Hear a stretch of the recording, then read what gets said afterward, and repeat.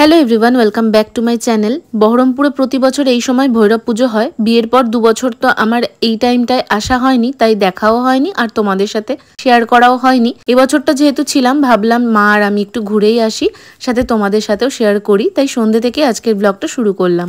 এই ভৈরব পুজোটা সাধারণত আমাদের এই খাগড়ার দিকটা করেই বেশি হয়। তো আমি আর মা প্রথমে চলে গেছিলাম নতুন বাজারের কৈলাসটা দেখতে। লাইটিংটা তো তোমাদেরকে ঢোকার আগেই দেখালাম। চলো এখন প্যান্ডেলের ভেতর যাওয়া যাক।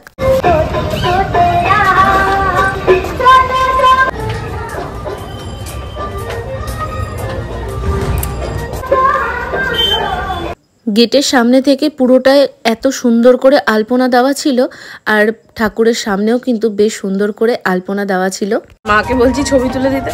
এই জায়গাটা করে অন্ধকার প্লাস মানে সাদা আলো আর হলুদ আলো, তো যেন অন্ধকার অন্ধকার আসছে। তো একটা মেয়ে ওখানে বসছিল, ওকে বললাম ছবি তুলে দিতে। সুন্দর সুন্দর ছবি তুলে দিয়েছি, ইনস্টাতে পোস্ট করবো সব, তোমরা তো দেখতেই পাবে। ইনস্টা আইডি আমি ডেসক্রিপশনে দিয়ে দেবো। এই সময়টায় বহরমপুরে কৈলাস পুজো, হনুমান পুজো, কার্তিক পুজো, তার সঙ্গে কিন্তু ভৈরব পুজো একসাথে হয়। এখানে যেমন হয়েছিল কৈলাস ঠাকুর, এক এক জায়গায় এক এক রকম যেহেতু ঐতিহ্য থাকে, আমাদের কিন্তু বহরমপুরের এটা একটা আলাদাই আনন্দ উৎসব। ঠাকুর দর্শন করছিলাম যখন, তখনই দেখলাম এখানে প্রসাদ বিতরণী শুরু হবে, তাই ছোট একটা লাইনও পড়েছে, আমরাও দাঁড়িয়ে পড়লাম। প্রসাদে দিচ্ছিল বোঁদে আর তার সঙ্গে কাজু বাদাম, দুজনে 2 প্লেট নিয়ে নিলাম। আর এখান থেকে না প্রসাদটা আমরা খাইনি, যেহেতু শুকনো ছিল। একটা প্লাস্টিক নিয়ে গেছিল মা, কারণ আমরা জানি এই নানান জায়গা থেকে প্রসাদ দেয়, তো আমরা প্লাস্টিকে করে প্রসাদটা বাড়িতে নিয়ে চলে এসেছি।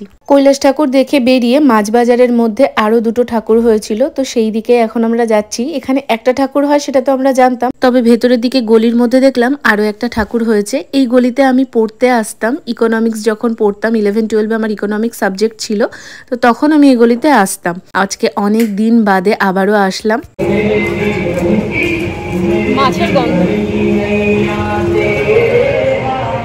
হনুমান ঠাকুর দেখে এখন আমরা ভেতর থেকে যে প্যান্ডেলটা হয়েছে সেখানে চলে আসলাম। এখানে হয়েছিল ষাঁড়ের ওপর শিব, আর এই শিব ঠাকুরগুলোর না বেশ ইউনিক ইউনিক নাম থাকে। ভেটুল বাবা, বস বাবা, নিমতলা বাবা, এক একটা ঠাকুরের এক এক রকম নাম, বেশ ভালো লাগে। তো ওখান থেকে ঠাকুর দেখে তারপরে আমরা এসেছিলাম জয়কালী বাড়িতে। এই জয়কালী বাড়ি, বিষ্ণুপুর কালীবাড়ি আর কৃপাময় কালীবাড়ির মা, শুনেছি নাকি 3 বোন। অনেক ইতিহাস আছে কিন্তু এই প্রত্যেকটা কালী মন্দিরের পেছনে, আর প্রত্যেকটা মন্দিরই কিন্তু ভীষণ জাগ্রত।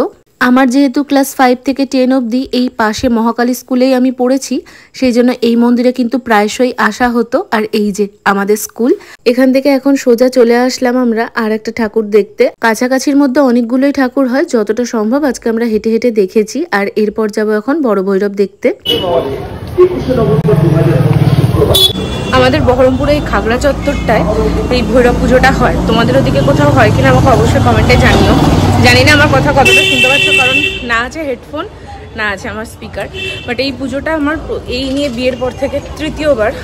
আজকে মানে এইবারই আমি দেখতে পেলাম, পরপর 2বার মিস গেছে।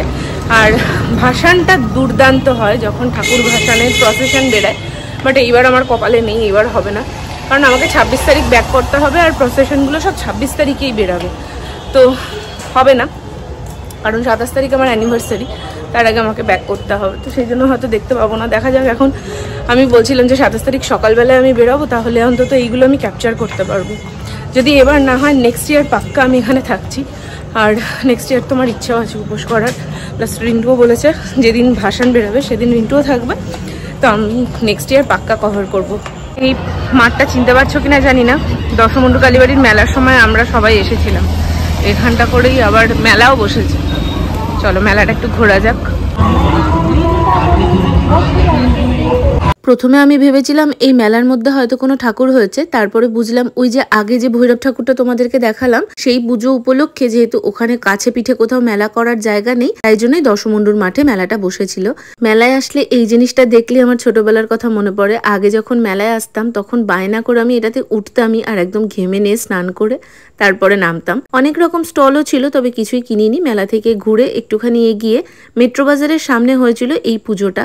এখানে হনুমান ঠাকুর দেখে আমরা খেলাম ফুচকা। ফুচকাটা খেতে বেশ ভালোই হয়েছিল, তবে 10 টাকায় 4টে করে দিয়েছে। কোনো পুজো পার্বণ মানে তো ফুচকা 10 টাকায় 4টেই দেয় আমাদের এখানে। তোমাদের ওদিকে কটা দেয় অবশ্যই আমাকে কমেন্টে জানিও। আর এই ভয়েস ওভার দেওয়ার সময় ফুচকাটা দেখে আমার এত লোভ লাগছিল, তবে জানো তো ফুচকা খাওয়া শেষ করেছি আর দেখছি হনুমান ঠাকুরের ওখানে প্রসাদ দিচ্ছে, পোলাও আর আলুর দম দিচ্ছিল আর তার জন্য বেশ লম্বাই লাইন পড়েছে। তো আমরাও লাইনে দাঁড়িয়ে গেছি। ঠাকুরের প্রসাদ মিস করাই যাবে না, তবে যদি এটা আগে দেখতাম তাহলে আর ফুচকাটা খেতাম না। দাঁড়িয়ে দুজন মিলে প্রসাদটা খেয়েছি, তারপরে এখন যাচ্ছি বড় ভৈরব দেখতে।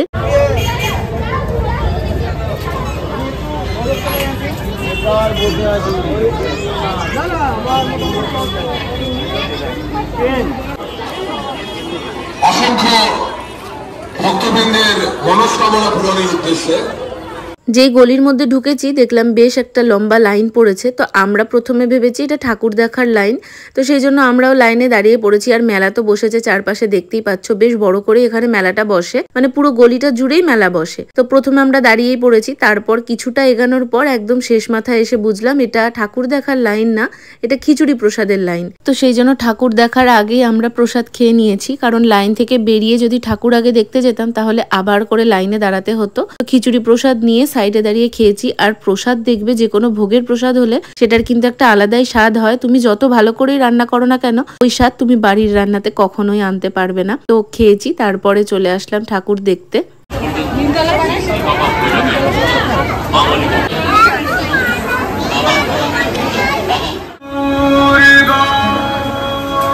হ্যালো, বাবাকে দর্শন করলাম, তার সাথে তোমাদেরকেও দেখালাম। কেমন লাগলো তোমাদের অবশ্যই জানিও। এরপর ওখান থেকে একটা টোটো করে নিয়েছি, কারণ আমাদের তাড়াতাড়ি করে বাড়ি ফিরতে হতো। 9টার মধ্যে আমাদের পাড়ায় প্রসাদ বিতরণী শেষ হয়ে যাবে। সেখানে কুপন যেহেতু আছে, তাই জন্য আমরা তাড়াতাড়ি করে বাড়ি ফিরে এসেছি।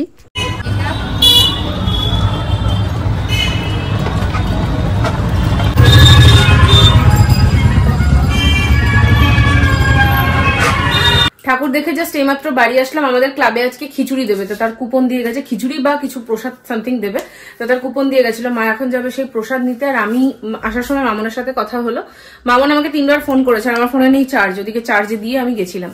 তো মামন এখন বলছে চল একটু বেরোবো, তো জানি না বেরোবে, কোথাও যাবে নাকি কি হয়েছে, ডাকছে তো ওর বাড়িতে আমি এখন যাবো। আর যদি বাইরে কিন্তু বেশ ভালো ঠান্ডা আছে, মানে হাঁটলে অতটা লাগছে না। তো আমি আর সোয়েটারটা ওই জন্য খুললাম না। হেঁটে যখন আসছিলাম ওখান থেকে ঠাকুর দেখে, তখন বেশ গরম লাগছিল। তারপরে টোটোতে ওঠার পর দেখছি আবার ঠান্ডা লাগছে। আর আমার মাকে পেছনে দেখতে পাচ্ছ কিনা জানি না, আমার মা ঠান্ডা ঠান্ডা লাগে না। বাবাতে বলে তোমার শীত গরমের বোধ নেই, কিন্তু আমার মার গরম বেশি আসলে।